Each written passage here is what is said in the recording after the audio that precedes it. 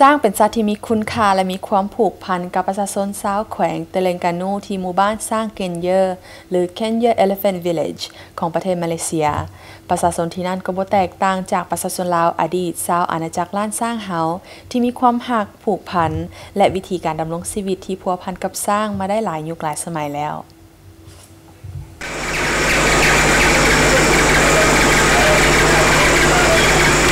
หมู่บ้านสร้างเคนเยอร์เป็นหนึ่งในหมู่บ้านที่เลี้ยงสร้างที่ได้รับการสนับสนุนจากรัฐบาลในมูลค่า 3.6 ล้านดอลลาร์สหรัฐหรือประมาณ 11.65 ล้านมาเลเซียริงกิตในการสร้างสถานที่อำนวยความสะดวกให้แก่สร้างทั้งนี้ก็เพื่อสร้างความบันเทิงให้แก่ประชาชนก็คือนักท่องเที่ยวปัจจุบันนี้ประชากรสร้างนับทางสร้างเลี้ยงและสร้างป่าเห็นว่านับลุดหน่อยถอยลงเนื่องจากหลายสาเหตุเป็นต้นแม่นการขยายพันธุ์ของสร้างเลี้ยงแม่นมีน้อยกว่าสัตว์ประเภทอื่นส่วนสร้างป่าแม่นลดลงย้อนถึกลาในทางธุรกิจและถูกทำลายที่อยู่อาศัยจากคนเฮาจนเฮ็ดให้ผู้เลี้ยงสร้างและหลายภาคส่วนที่เกี่ยวข้องต้องเป็นห่วงในเรื่องอนาคตของมันหมู่บ้านสร้างเคนเยอร์หรือ Kenya Elephant Village ของประเทศมาเลเซียแม่นบ้านหนึ่งที่มีสร้างหลงเหลืออยู่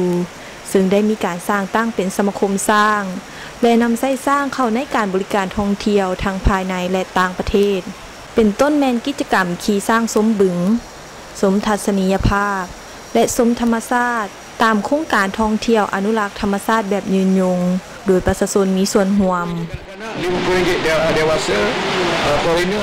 อดีตรัฐมนตรีของแขวงเตเลงกานูได้ให้ฮู้ว่าปัจจุบันภายในบ้านมีสร้าง11ตัวสำหรับการให้บริการให้นักท่องเที่ยวได้ขี่ในแต่ละมื้อ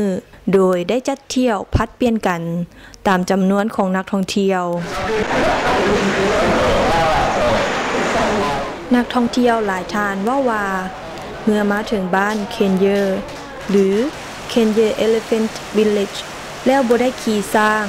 ก็ซ้ำกับว่าบ่ได้มาบ้านแห่งนี้เพราะฉะนั้นผู้ที่จะมาขี่สร้างก็ต้องได้ประสานงานกับหน่วยงานที่เกี่ยวข้องหรือบริษัทท่องเที่ยวเพื่อจองคิวเพื่อบ่ให้เสียเวลาในการรอท่าเพราะสร้างบ่มีเพียงพอในการขี่แต่นักท่องเที่ยวพัดนิยมขี่สร้างเพิ่มขึ้นเรื่อยๆ